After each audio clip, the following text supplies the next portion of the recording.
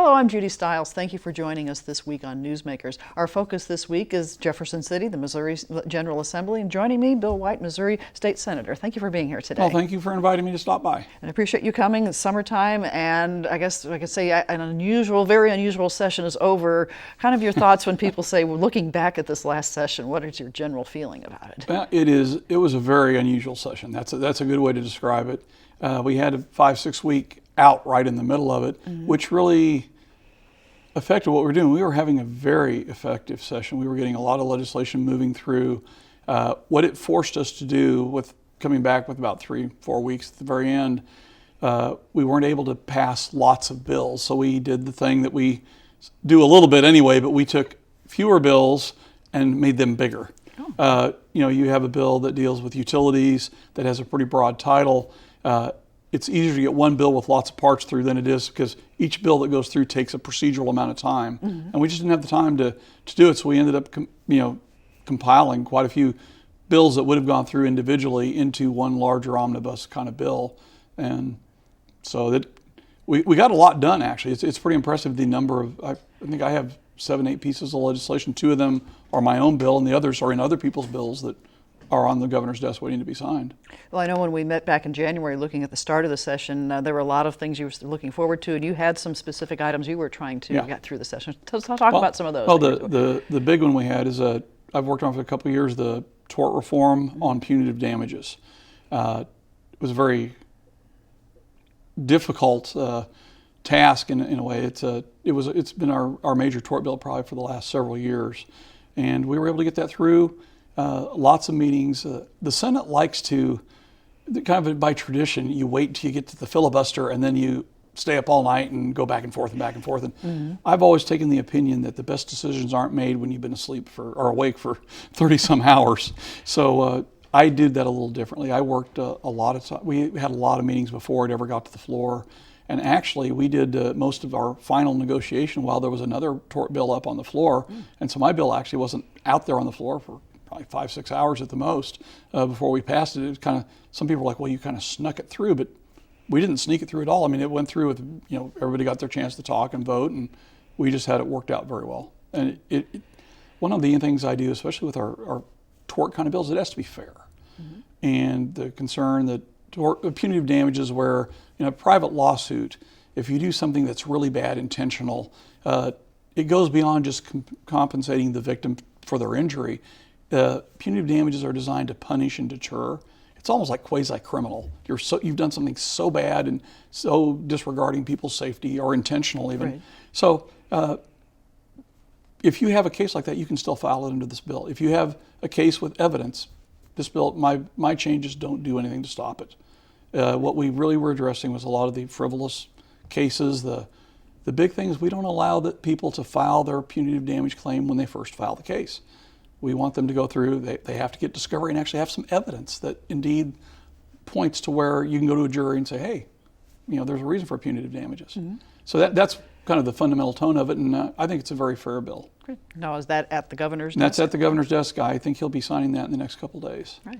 Well, you mentioned the break and, of course, the coronavirus affecting everything. When you had to leave Jefferson City and start, I guess, working remotely like the rest of the country for a while, people think, well, the legislature went home. I'm sure you were still busily working behind the scenes as everyone else did. We're always busy, and even people think, well, we're a part-time legislature. Well, in the Senate, I have 2 staff members. I have a chief of staff and my regular legislative assistant.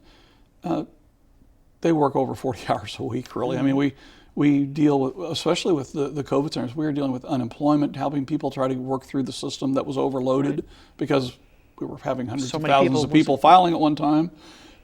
We do a lot of that, and we're still doing that stuff. We get calls, multiple calls a day, people needing help. We do veterans issues. I have an excellent chief of staff, Mike Kelly, has very good rapport with lots of our departments and with some of the federal departments. We deal directly with the VA on a lot of things and don't have to go through our U.S. representatives, because that just slows things down when you've got somebody that needs medical care or we're trying to resolve a problem. So we're very busy with that still. So constituent service, Oh, obviously it being is a role of very your big. office and tying that together. Well, let's talk about, of course, everybody knows the legislature finished up with the budget, and that's probably everybody's thinking now. It's fiscal year change of things in Missouri. How do you summarize how you were able to handle the financial challenges? By law, the legislature has to pass a budget. Well, I will start out by saying we passed the budget, and then I will next say I believe we're having a special session during veto session to deal with the budget, because it was shooting from the hip to a large degree. I mean, it's rather uncharted territory. We still aren't sure what our revenues are going to look like for our general revenue. We know they're going to be down. We were estimating between $750 million and $1.2 billion. Not sure those numbers are even good still. We have to see how we recover. We have to see if we have a resurgence of COVID in the fall, how that's going to affect our income. And then we got an extra $4.5 billion roughly from the federal government, which was really nice to help us fill in a lot of holes. But my concern is going to be next year and then the year after, when we're not going to be getting an extra $4 billion, or maybe my guess is we'll get some next year additional. We usually get about $9-10 billion from the federal government, but I don't think we're going to get 14 again. So it's kind of we'll get you through this year from the federal government, then you're on your own. Then we're going to be on our own, and that's a concern, because I don't foresee that we're going to be back up right to where we were by any means. Plus, we actually have extra now. We actually are spending an extra couple $2 billion that the feds gave us. So that's something we're not going to be able to recoup, I think, from our general revenue without a tax increase, which of course we're not going to do. Now, if we talk about cutting expenses, then a lot of people wonder, well, how does the legislature cut expenses? And of course, the governor has also held back money on things that you don't have that much to spend. How do you handle that? We did the budget as best we could, which again, there's with this a lot of estimating. The governor has the ability to withhold during a time of shortfall, and right now we're in a time of shortfall. We have federal money, but our general revenue is definitely down. So he's withholding.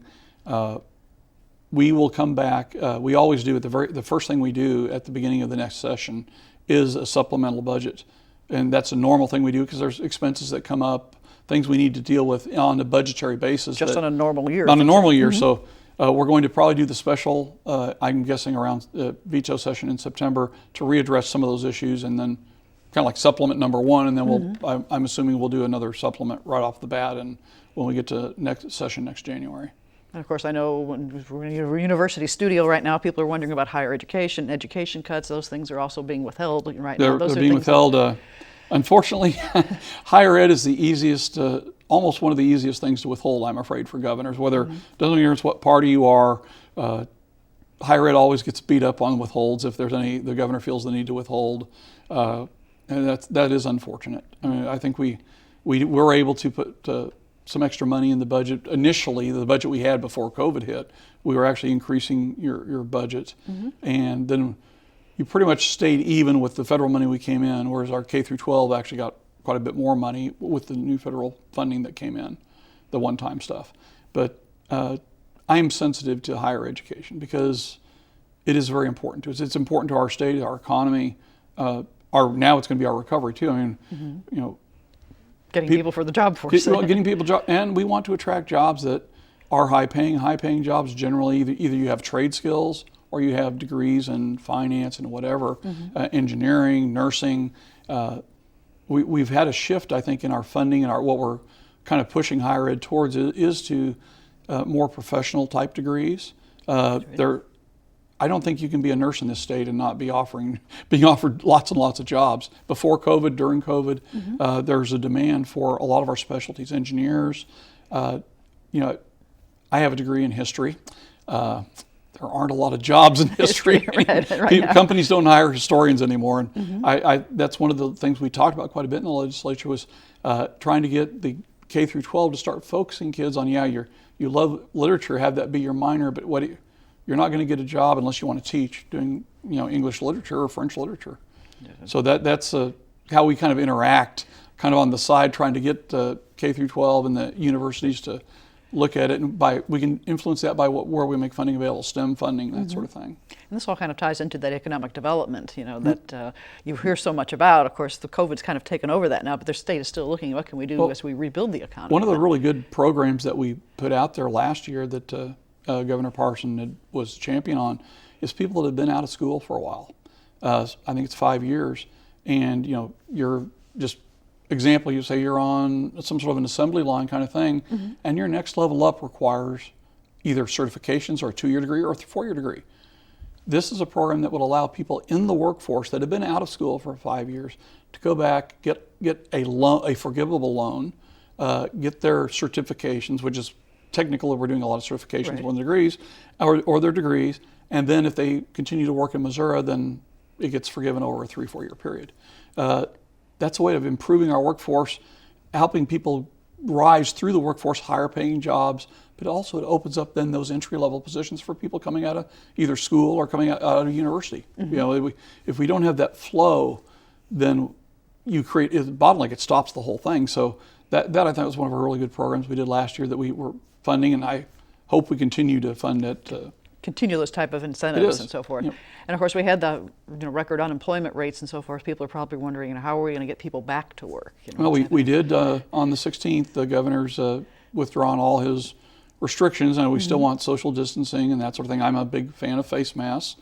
When I got shopping, I always wear one. Right. But I think that is going to help. But we're dealing with a lot of issues. We may have a special session to deal with liability issues arising from all different aspects of the COVID, where if you go to an amusement park and then you get COVID 2 weeks later, is it appropriate, to sue that That's where I amusement got park? it. I mean, we have assumption of risk doctrines, but those are the type of issues. A product that we have companies now. As I say, my face mask I wore into the building is made by our people in the prison. We make lots of stuff up Right, there. the prison they do. industries. But they've shifted over. They're making face masks. They're making face shields, I believe. Well, if a lot of other companies are doing that too, and if there is some defect in that is not readily apparent, what is the liability of a company doing that, taking the risk of making something you need?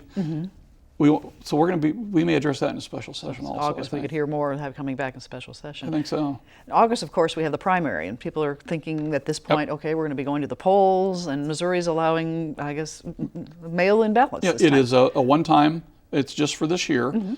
Mail-in, it is not. Some people are very terrified of mail-in ballots. This is very similar to our normal absentee ballot. If you aren't doing it in the courthouse, you have to have it notarized.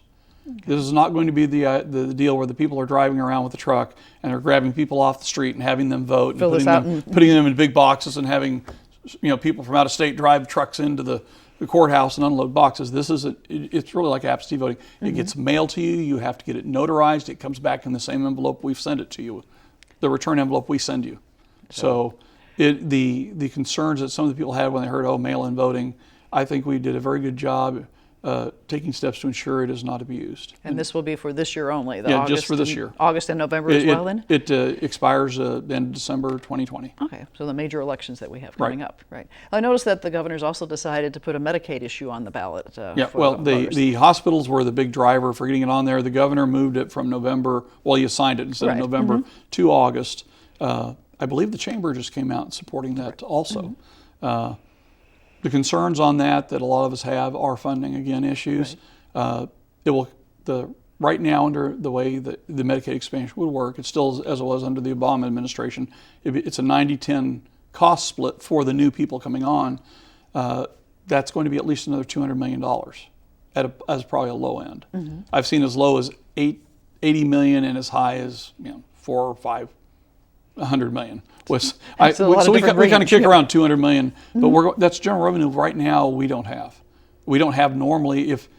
One of the things that is a concern when we get initiative petitions that do not specify and create the funding source is that means we're going to take it from somewhere. We may take it from higher ed, K through 12, Meals on Wheels programs, social programs. It's got to come from somewhere, and it can't come from like the highway fund because those are dedicated. So we can't. It's got to come out of general revenue, and I'm very protective of a lot of those programs, especially for our vulnerable. Or if I have to cut foster kid programs and cut senior programs, I am not a happy camper. So by voting in August, the lawmakers will know we face this or we don't face this. If it passes, we're going to have to come up with, in my opinion, at least $200 million. And as opposed to coming up, it means we're going to take it from somewhere. Right. Because we have to do it. We have a balance. Fortunately, Missouri has a balanced budget. requirement in the Constitution, which is great. Do you find that that's perhaps a common question from your constituents or voters? Just explain the budget to me. How come you can't spend it on this versus that? We do a capital report. We do a lot of this year, our end of year stuff. We're trying to save some costs, so we're just putting it online. We're not going to mail it out. But the thing that people love the most are the pie charts and the breakdown I put on the back of where the money comes from and where the money goes. People are amazed at the amount of money. Here we don't spend as much on education. We spend well over the 20% constitutional requirement for general revenue on education, K through 12. Right. We spend lots of money on it. Education, social programs are our two biggest spenders. That takes up the lion's share of our budget. And you have certain things you have to spend money on. Yeah, And you can't of touch. course, all the federal, our budget roughly, before we added this stuff, Right. prior to COVID, last year we had about a $30 billion budget. About just under $10 billion came from general revenue. That's our income tax, things like that, sales tax, the state portion. Another $9 or so billion comes from dedicated sources, our gasoline tax, things like that. And then the other $9 comes from the federal government. Everything from the federal government has strings. We have to spend it where they say, and then our dedicated tax, like fuel tax, we cannot spend any of our fuel tax anything but within the road department, It's for the highway which includes highway patrol too. But yeah, so we can't cross it. We can't take money from somewhere and put it in general revenue. Right. So that we're kind of restricted. So really, what we have to do things like initiative petition changes has got to be out of general revenue. So you kind of have certain pots that are dedicated, and you only have this one pot of general revenue that goes so far. And if the voters decide we need to spend another $200+ million, then we don't have the tax increase things. I mean, people are not going to vote a tax increase, in my own opinion. So where that means somebody's going to lose, spread out $200 million to cover that. Yeah. Well, looking at the items that did pass in the session, you had any others that stand out in your mind as far as, we had some major accomplishments, with other things that came through as well. I'm chairman of the veterans, so I will taunt we had two good veterans bills. One of them was mine. That was we had veterans. We tend to get a lot of little bills. I mean, seriously, they're about a paragraph big, doing things from the Department of Defense, things they want. My bill focused more on active duty members. We want to make Missouri the most attractive we can for our military. One, we want them to come back and retire, but also we want to draw the Air Force Fort Leonard Wood. Instead of losing people last year, we got new units transferred in. Somebody else got closed, and they came to our place. We try to be a very friendly state, and we are very veterans friendly and active duty friendly. We did teacher reciprocity, people that come in, spouses that come in, and why should it take 3 months for them when they've already got a teaching certificate from Illinois to be able to start teaching, that sort of thing. Another good thing, example we did in that bill, if you're in the state here and you have a child with disabilities, developmental disabilities, and you're temporarily deployed somewhere with your family, well, we have to take you off the roll. Coming back, there was no way to keep you already in the system, but just like on the side. So you had to reapply for the whole thing and do it all again. Start from scratch. We put that in that, no, that's not going to happen. And that's one of the bills, part of my bill that will cost money, but we need to have whoever create the little extra field out there in the record so that when these people are gone for 6 months and come back, they don't have to go through the trauma and delay of restarting their social services again. And so it was a very good bill for that. We did a pretty good criminal justice reform bill. It was heated discussions on some of it. Gang violence, we stiffened our a crime of street gangs. We have a carjacking bill, which is very important in the cities. You hear about that in the big cities. We've had legislators, relatives, like spouses that have been carjacked, type of things. People, unfortunately, they get killed in that scenario. And so we toughened up some penalties that are, I think, reasonable to if you're murder 2, probation, no. So you're saying you don't get to go straight to probation from a murder 2, no. We did some things like that with penalties, ensuring that the intent of the legislature when we have minimum sentencing and that sort of thing is not circumvented by a judge for whatever reason. But I think they were all reasonable. We did a lot. We did some things for removing, allowing expungements in certain areas. So because that's, I mean, if you're a criminal, if you had an event and you have a felony back when you're 19, you're now 35. That's, if it's an open record, stays there forever. It will reduce your ability to support your family and long-term effects of so that. there are things we've added to our expungement list that will allow some of those crimes to be expunged. But there are some that shouldn't be expunged. So, but we broadened those after pretty careful consideration about which ones we're going to allow people to apply to have them expunged for. So that bill is at the governor's desk as That's well? at the governor's desk also. It's it's in front of that we had, we did a lot of local government. I didn't realize if you worked for MoDOT, or Missouri Department of Transportation, and you wanted to run for state representative, you have to quit. Because you cannot be an employee. You cannot be an employee and run which is, I think, a violation of your constitutional rights. So that we have a bill out there that says, no, you can actually go ahead and run for office while you're a state employee. Yeah, you still have to do your job, of course, but I mean, yeah, that. And we did some other stuff. One of the things I tacked onto one of those bills, our coroner in Newton County, because both our hospitals are now in Newton County, is very, very busy, especially for a second-class county coroner. There's only 3 second-class counties, and the pay scale that's out there, it's a part-time. It's not a full-time kind of job, but with the 2 major health facilities, you can be busy full-time. It's very busy full-time. And so we tacked on a little sentence again. It allows the salary commission of the county, if they so desire, they can exceed the state limit. Okay. Because otherwise you're not going to get anybody doing it because they're working too hard. Take into consideration your local situation. Yeah, it's totally local control on that. We're just authorizing them to make that decision. Put that together. And something else we heard about, I know when the session was going on, talking about redistricting. That's something we've had. That issue that we've That is out there on our ballot. That'll be November? That's November. The concern we had with the original, clean is what, in quotes, is what they called it. This is, I've heard it been called reclean or whatever the case, but I have an issue with how I think it wasn't presented appropriately to the voters, and I like the idea that what we actually have now was what we had that last year was voted out was also from the voters. So it isn't like it was something we created, and it was also created while the Democrats were in charge of both the houses and the executive branch a long time ago. But it's bipartisan commissions is what we're putting it back to, where you have an equal number of Democrats, Republicans. Each party submits their list. The governor picks, 5 and 5 for the 10, but they're all both sides. And it's worked on in committee. It's very open. The concept that you have an elected official that picks actually 3 people. We get to pick one in the Senate. I guess if we don't pick them, then she gets to randomly pick somebody. That one person there's no accountability. Why would we ever give one individual who's appointed by a single elected person, and then just either we get a yay or nay in the Senate? That's it. We don't get to.